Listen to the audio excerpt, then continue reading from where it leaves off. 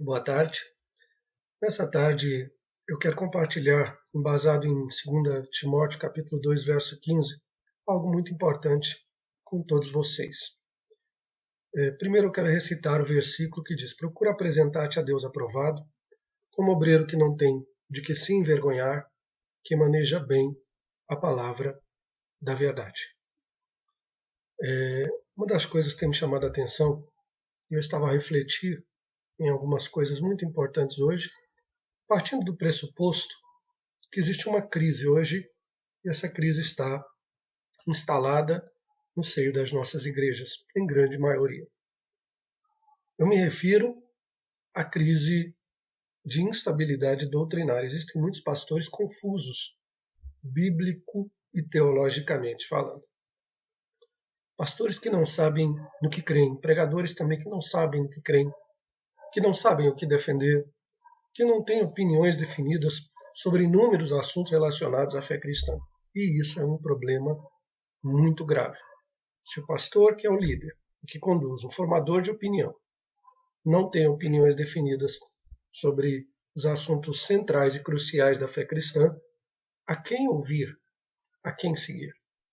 Então, isso é um problema muito grave.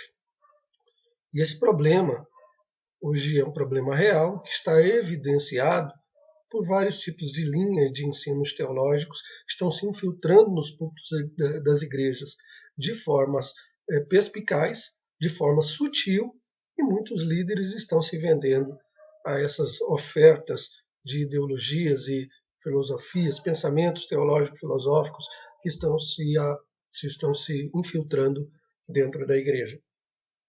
Hoje nós temos pastores, né, que, infelizmente, estão confusos, e isso começa com uma teologia, eu nem sei se posso chamar de teologia, mas com um grande problema, que é o primeiro, e eu acho que é uma das principais razões disso, dessa crise que está dentro da igreja, me refiro à superficialidade. Existem hoje pastores que têm 10, 20, 30, 50 anos de crente, que nunca leram a Bíblia uma vez sequer. E por isso são superficiais. Existem outros que até leem a Bíblia. Só que leem a Bíblia de uma forma irresponsável, sem respeitar as principais regras e normas de interpretação de textos bíblicos. Existem aqueles que se aproximam da Bíblia com conceitos preconcebidos e usam a Bíblia para embasar os seus conceitos ou preconceitos, né? Para embasar as suas dogmáticas e etc. Assim se aproximam da Bíblia. Quando o correto seria que permitíssemos que a Bíblia falasse por si só. E isso é uma regra de hermenêutica. Permitir que a Bíblia fale exatamente o que ela quer dizer. Tem pastores que têm séria dificuldade com essa questão. Hoje, a prova de que existe uma crise nos nossos cultos, irmãos, ela se evidencia por diversos ensinos que têm se infiltrado na igreja. Por exemplo, a teologia da prosperidade. O evangelho da prosperidade, que ensina que a bênção e a graça de Deus sobre uma pessoa é medida pelos bens que essa pessoa consegue adquirir ou possuir. Uma teologia que está na maioria dos púlpitos das igrejas, né? E hoje batendo recordes nas igrejas pentecostais e neopentecostais. Uma teologia que muitas vezes tenta indicar ou tenta provar, mostrar, como queira, que Cristo morreu na cruz do Calvário para que o homem tivesse muita saúde, que Cristo morreu na cruz do Calvário para que o homem tivesse o carro zero, Cristo morreu na cruz do Calvário para que a gente tivesse aquela bela casa de praia, Cristo morreu na cruz do Calvário para que nós fôssemos muito ricos, né? Então Jesus, de acordo com o Evangelho da Prosperidade, seria mais ou menos uma espécie de gênio da lâmpada. É mais ou menos isso que essa teologia tenta propor. Hoje as igrejas estão eivadas por esse ensino do Evangelho da Prosperidade. E muitos pastores já se renderam à proposta desse Evangelho, que é atraente para muitas pessoas. Eu sempre costumo dizer, nas minhas preleções, que o Evangelho da Prosperidade é uma farsa. Por quê? Porque o Evangelho da Prosperidade, na maioria das vezes, suprime o real poder do Evangelho e limita a mensagem do Evangelho. Porque ele oferece solução para problemas imediatistas, por exemplo. Eu sempre digo isso. O Evangelho vem dizendo, se você está doente, vem para a igreja que Jesus pode te curar. Se você está desempregado, vem para a igreja que ele vai te abrir uma porta. Se você está com problema no casamento, vem para a igreja que Jesus Cristo restaura o seu casamento. E por aí vai. Só que esse evangelho não pensa no outro lado da moeda. Aparentemente, a proposta é até atraente. Porém, pense comigo. Se eu não estiver doente e ouvir um convite dizendo, por exemplo, venha para a igreja porque Jesus Cristo aqui te cura. Eu que não estou doente vou dizer, bem, eu não preciso ir para a igreja, muito menos preciso de Jesus porque eu não estou doente. Se a pessoa não estiver desempregada, ela vai dizer, bem, a proposta até que é interessante, o problema é que eu não estou desempregado, então eu não preciso de Jesus. Se a proposta for para quem está vivendo uma crise conjugal, aquela pessoa que já está há anos casada e vive uma vida conjugal de certa forma tranquila, vai dizer, essa proposta não é para mim. Eu não estou com problemas graves conjugais. Então ele acaba por desmerecer de fato a proposta do Evangelho, suprimir demais a proposta, reduzir demais a proposta do Evangelho. Tá certo? Então, o Evangelho da Prosperidade é uma fraude que muitos líderes vêm defendendo justamente porque são tão superficiais como os conceitos que esses líderes defendem. Nós temos a teologia inclusiva que está entrando dentro das igrejas, é a teologia que propõe, né, que Deus, de fato, ele, pelo seu grande amor, dá livre acesso a todas as pessoas, compreendendo que a diversidade humana está dentro do projeto de Deus, incluindo aí, em especial, os homossexuais, lésbicas e etc. Né? Transgêneros, por aí vai. O que acontece? Nós temos aí uma fraude teológica. A teologia inclusiva é uma fraude teológica. Agora, o que me assusta não são as igrejas inclusivas defenderem essa fraude.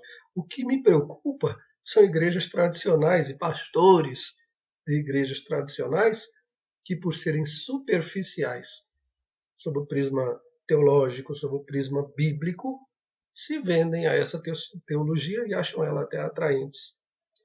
Nós temos o problema hoje, como se não bastasse, também da teologia aberta, né? Do teísmo aberto, da teologia relacional. O atributo mais importante de Deus é o amor, todos os demais são subordinados a esse atributo. Isso significa que Deus é sensível, que Deus se comove com os dramas de suas criaturas, etc. Essa teologia diz que Deus não é soberano, que Deus ignora o futuro, que Deus vive no tempo e fora dele, sabe que ele aprende com o passar do tempo, enfim, que Deus estava se arriscando, pois não sabia qual seria a decisão dos anjos, qual seria a decisão de Adão e Eva. E continua a se arriscar constantemente. Então, Deus corre esses riscos porque ama as suas criaturas, respeita a liberdade dessas criaturas, deseja se relacionar com elas, mesmo que seja necessário abrir mão de seus atributos exclusivos. Essa é a fala da teologia relacional do teísmo aberto. E hoje existem vários líderes na igreja defendendo vertentes, defendendo posicionamentos, defendendo pontos defendidos pelo teísmo aberto.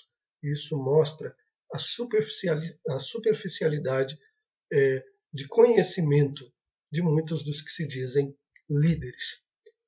E se nós fôssemos aqui citar, nós citaremos o problema das igrejas emergentes, nós citaríamos a questão da missão integral, nós citaríamos a questão do liberalismo teológico e do neoliberalismo teológico, dentre tantas outras tendências teológicas da atualidade. Então nós temos aí uma espécie de Babel de novidades no mercado da fé, como diz o reverendo Hernandes Dias Lopes. E ele vai identificar pelo menos algumas classes de pastores que existem nesse mercado. O reverendo Hernandes Dias Lopes vai dizer que há pastores que são mentores de novidades, aqueles que são uma espécie de marqueteiros do reino, né?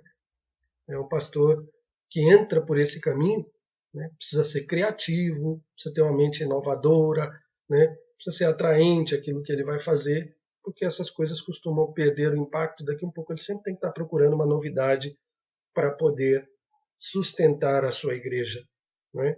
E é aquilo que no começo as pessoas mastigam, gostam, parece um chiclete, né? No começo é doce, só que daqui a um pouco você percebe que parece que está mastigando borracha, né? Segundo, existem os pastores que são massa de manobra, pastores confusos teologicamente, que não têm opinião definida sobre vários assuntos, e sobre os principais são os pilares da nossa fé. Então, esses pastores estão, na verdade, a serviço de si mesmos, né? São obreiros fraudulentos, estão a serviço de causas egoístas e particulares, são massa de manobra. Um dia esses pastores defendem uma coisa, outro dia defendem outra, e por aí vai. Nós temos pastores, né, que abriram mão totalmente, mas totalmente mesmo, da sã doutrina de nosso Senhor Jesus Cristo. Quero até fazer aqui um comentário que, quando falo de sã doutrina, me refiro ao pensamento neotestamentário, ok? Não estou me referindo ao pensamento legalista de alguns movimentos legalistas existentes, não. Estou falando de sã doutrina sob o prisma neotestamentário. Tem muitos pastores que estão abrindo mão das principais doutrinas ensinadas por Jesus, ensinadas pelos apóstolos. E aí nós temos a apostasia, né, o abandono da verdadeira fé. E isso é um problema hoje marcante. Quem de vocês que está assistindo esse vídeo, que está me ouvindo agora, que já não se sentiu frustrado por mudanças radicais de um líder que você admirava, que teve mudanças radicais na sua postura teológica, naquilo que defendia, e que hoje passa próximo de defender heresias, né, crassas e terríveis que podem trazer dano ao reino de Deus, né? Homens que nós conhecemos por defenderem a verdade, que hoje abrem mão da verdade pelos interesses particulares. Muito cuidado.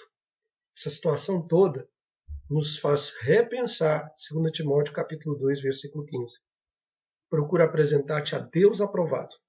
E a Deus aprovado por quê? Porque Deus precisa ser o primeiro a aprovar nosso ministério. Deus precisa ser o primeiro a estar de mãos dadas com o nosso ministério, a estar abençoando o nosso ministério, né?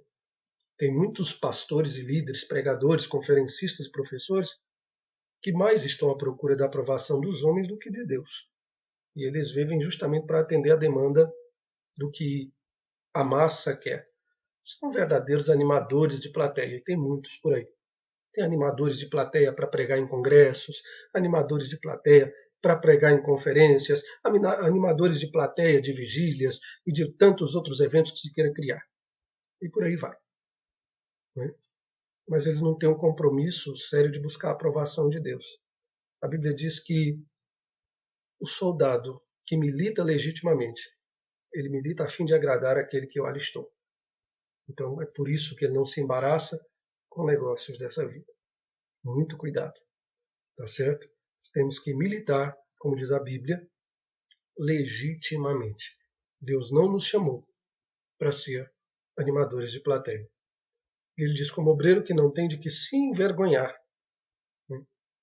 Como é que anda o meu testemunho diante de Deus e dos homens? Qual é a imagem que as pessoas têm, ou pelo menos o protótipo que elas têm, da minha pessoa, da sua pessoa?